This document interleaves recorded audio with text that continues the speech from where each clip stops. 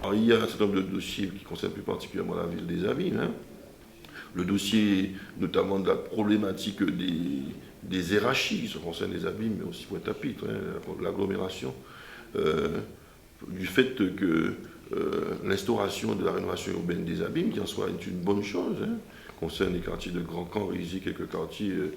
périphériques, y compris au centre-bourg, un certain nombre d'investissements dont nous nous réjouissons et qui avancent très sérieusement, ne doit pas pour autant occulter la nécessité, se substituer en tout cas, sur la nécessité de continuer les hiérarchies que nous avons commencées depuis déjà 20 ans, depuis Frédéric Jaltin, François Mitterrand, depuis 1988, sur Boissard et les zones périphériques du Grand Boissard. Et on doit pouvoir continuer ces opérations d'hierarchie tout en lançant les études et en commençant celles qui sont indispensables comme Vieux-Bourg. Nous étions en visite avec le directeur de l'ANRU à Vieux-Bourg. Il a pu se rendre compte lui-même à l'état dégradé de la vie à Vieux-Bourg. Et la ville des Amis ne peut pas seule régler le problème de la rénovation de Vieux-Bourg. Donc il faut que l'État nous accompagne en termes certainement de hiérarchie pour rénover Vieux-Bourg. Maintenant, il y a des dossiers un peu plus généraux qui concernent la circonscription particulièrement, et celui du groupement d'intérêt public pour l'organisation, via une délégation de services publics, du transport aérien et maritime, de passagers et de marchandises, de fret, entre le continent guadeloupéen et les îles du Sud, notamment la grande île de Marie-Galante. C'est un dossier qui me tient beaucoup à cœur et je viens en premier demander au ministre de faire en sorte de faire voir le jour cette continuité territoriale via la prise en charge par les pouvoirs publics à travers ce GIP de ce transport de passagers et de fret qui va abolir les surcoûts générés par la double insularité entre le continent guadeloupéen et ses îles périphériques du Sud. Le premier dossier que nous avions à évoquer concerne le problème du groupement d'intérêt public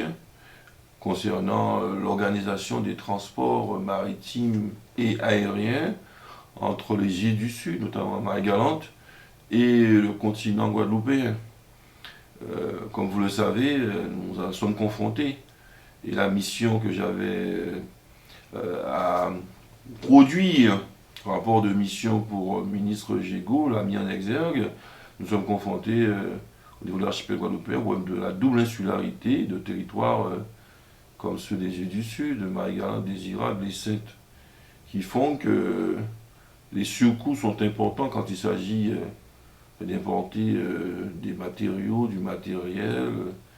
le fret généralement, même les passagers entre la Guadeloupe